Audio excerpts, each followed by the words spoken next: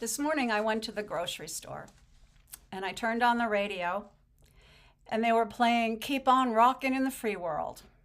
And I turned that song up so loud, I just wanted to get the noise out of my head. Sometimes the only way to do that is to just blast it out with loud rock and roll music, as loud as it will go.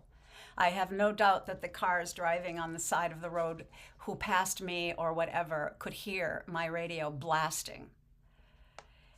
And tears were streaming down my cheeks.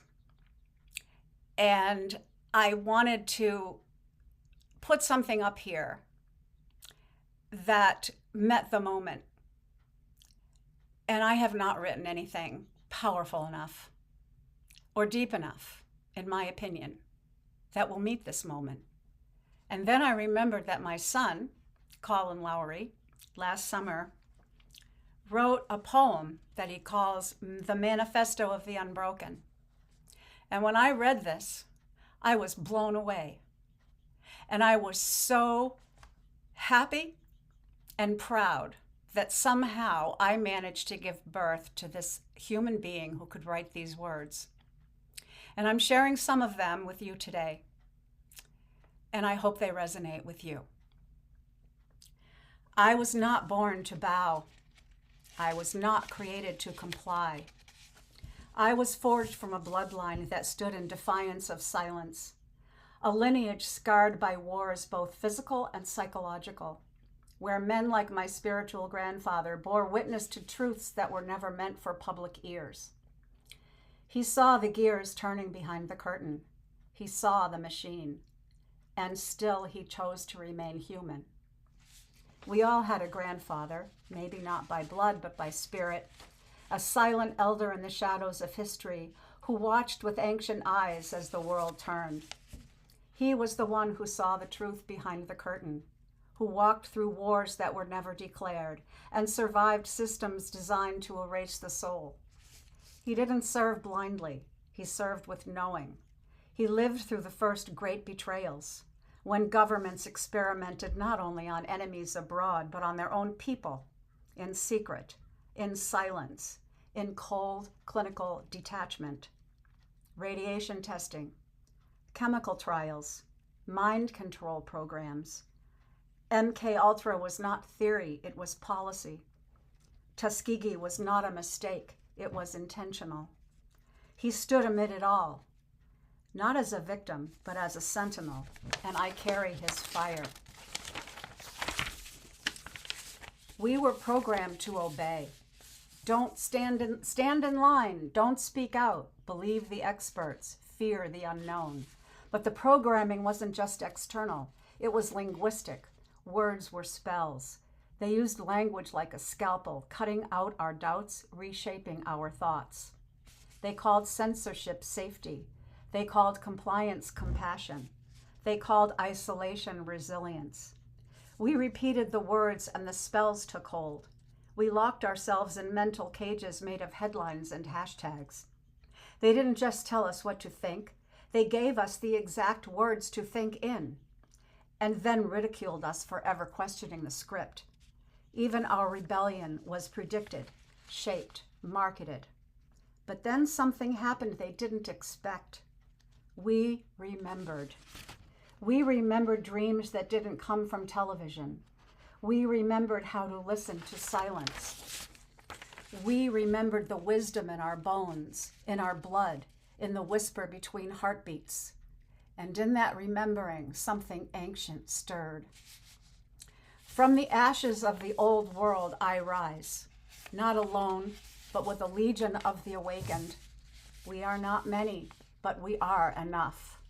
We are the ones who question the official story, seek the footnotes they buried, speak even when our voices shake.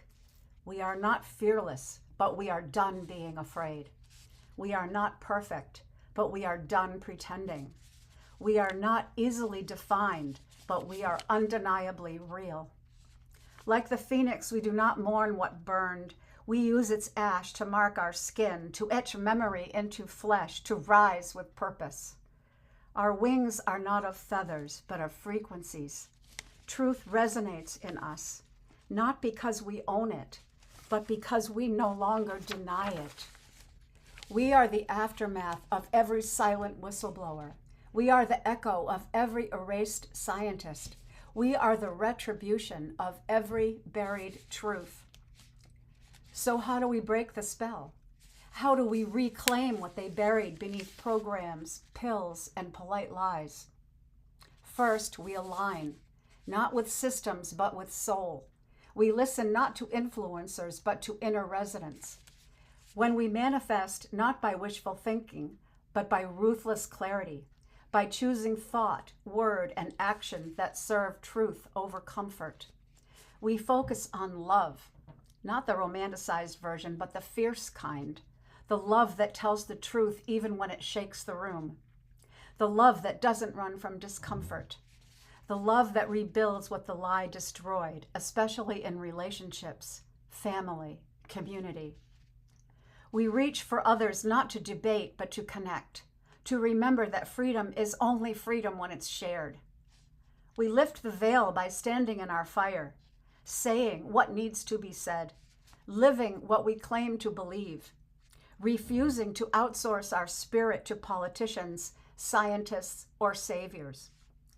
As the old song said, get up, stand up for your rights. But now we must go further. Get up, speak up, light up the places where lies have taken root. Because every time you speak your truth with love, every time you hold the line with grace, every time you build instead of break, the spell weakens. And when the spell breaks, we don't just survive. We create a world that doesn't need spells to function. Let this be known. We reject the programming.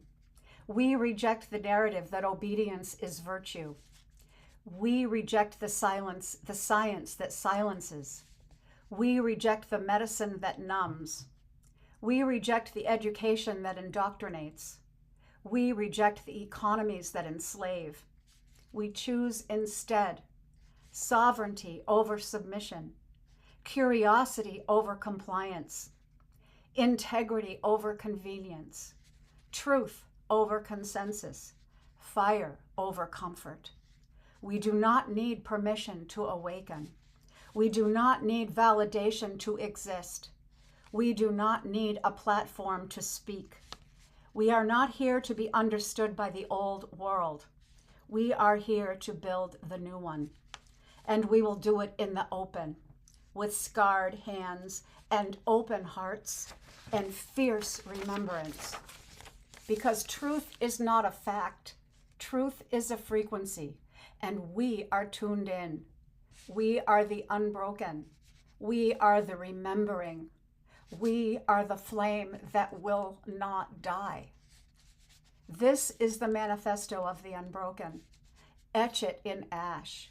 Carve it in bone.